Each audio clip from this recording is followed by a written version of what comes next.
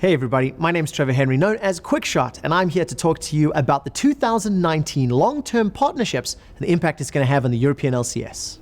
But first, a quick recap. In 2019, the EU LCS is converting to a permanent partnership, a system North America has been using for the past year. That means there will be 10 permanent EU LCS teams competing every year and no more relegations. These teams can be new or old. In NA, we saw the likes of Immortals, Dignitas, and others disappear, and new teams like Golden Guardians, 100 Thieves, and Clutch Gaming. So what motivates teams to do well without relegation? Mainly revenue sharing between the partners. The revenue Riot and the teams make from media deals, sponsorships, and merch will be pooled together, then split between teams, players' salaries, and Riot. The more viewership the league gets, the more everyone makes. And to be safe, Riot is also putting in incentives and penalties based on performance, though we haven't seen what exactly this looks like yet in NA. The 10 teams will be picked through an application process that will run through 2018. In Phase 1, applicants turn in their marketing and business plans. Phase 2 will have top applicants presenting to and interviewing with Riot in person. And in Phase 3, Riot announces the 10 permanent EU teams. Teams that get kicked out of the league will have time to sell their player contracts and get compensation for their time in the league so far. As for players, their minimum salary is moving from 24,000 to 60,000 euro per year, and by the new rules, they have to get at least 35% of league revenue. This means that if their contract salary falls under that percentage, they'll get a bonus. That said, it's unclear what the concrete gains are for teams, players, and Riot, as the system has only been running in NA for one split. It's hard to say exactly how franchising will affect EU, or if it'll solve its problems. So to get a better idea of what Riot is planning, we talked with Quickshot. In Europe, the concept of franchising is unique. It's not something a lot of fans or players are really familiar with.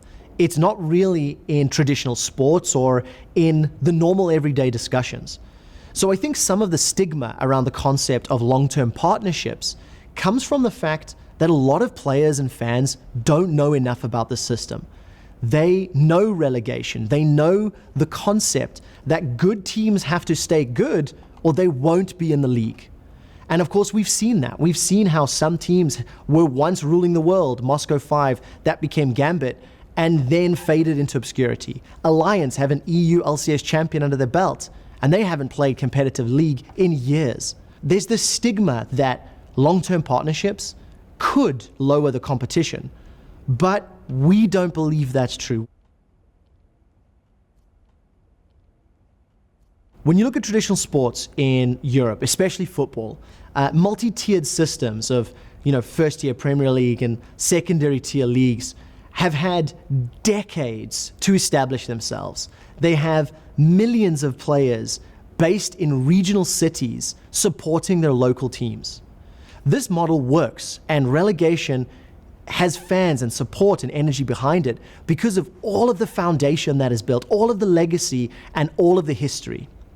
In the European LCS, it has only been running since 2013. We have seen some of the biggest, most popular teams and brands knocked out, but they haven't had decades to establish fan bases. They don't have regional cities where they can call themselves home yet. Teams like SK Gaming, Moscow 5 that turned to Gambit, Alliance, CLG EU, all of these teams are gone. They're faded away from history.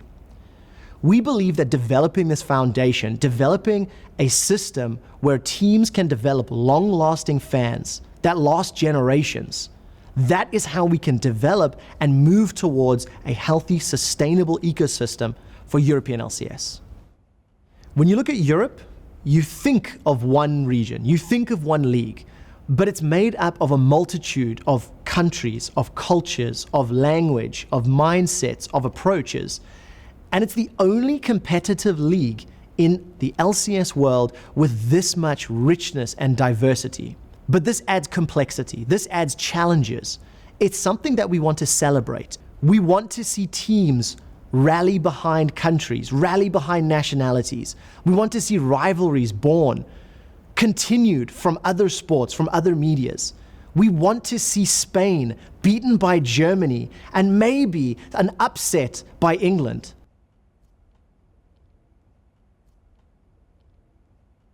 Because regionalism is so important to us here in Europe, one of our primary selection criteria for partners will be based around how they plan to activate these markets, how they plan to excite local fans in a local language in their local culture.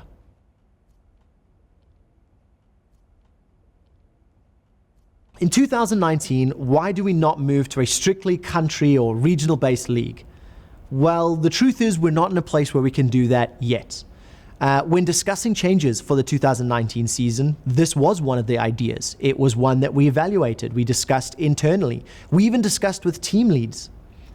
Ultimately, we decided that it is not the best move right now. And the reason for that, regional leagues and fandom around those local language leagues are still developing, are still growing. We're excited about their future and we will keep a close eye on them.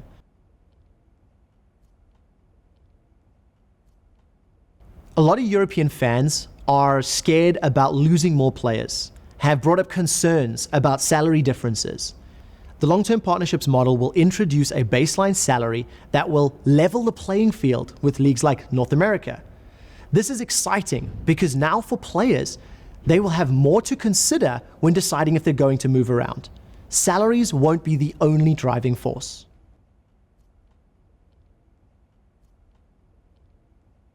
When we move into 2019, there will be some pain felt in the transition.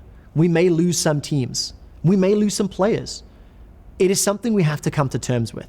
One of the things we have noticed is teams, players, managers have shuffled around.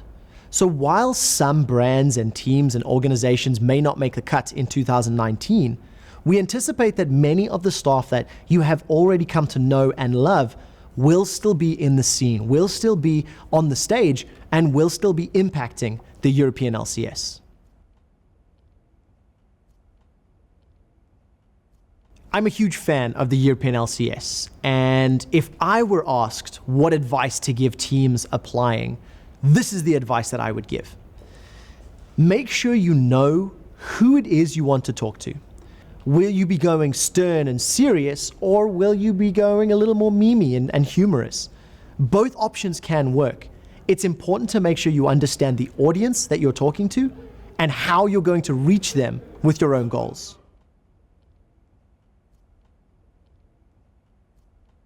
Knowing we will have teams for several years, knowing they can sign lengthy contracts, means I get to tell more stories about the players that excite me.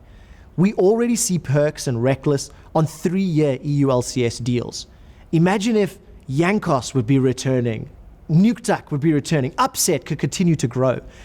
Knowing we can invest in longer-term storytelling and really dive deep into player and team narratives is something that we've never had that luxury for.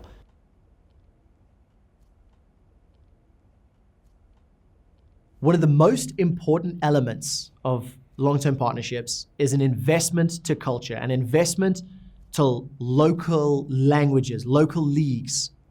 And we will feature 10 teams with 10 distinct plans, 10 European flavors, with everybody working towards the same goal of leveraging cultural identities, regional rivalries, in the hopes of building the EU LCS. That about does it for our talk on long-term partnerships in 2019. Be sure to check out all the details at eu.lolesports.com, and we'll be back with more information as the year rolls out.